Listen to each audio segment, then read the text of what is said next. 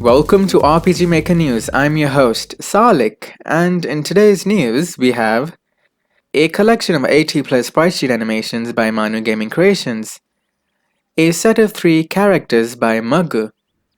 Next, we have some icons, a pack of 64 bakery items by Kaz, 107 RPG icons by Kanos, and some restaurant food and drinks by Skay.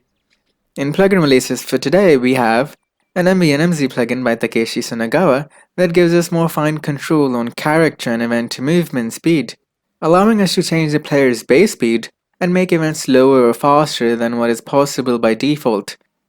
The next 3 plugins we're going to go through are all for MZ by NZ Prism, a plugin that extends the options scene with some quality of life improvements for the player. A plugin that forces the player to move along a rail as if moving around on a cart. And an add-on plugin to ButtonPicture.js that adds a sprite cursor to buttons. ButtonPicture.js is an official MZ plugin by Yoji Ojima that makes pictures run a common event when clicked.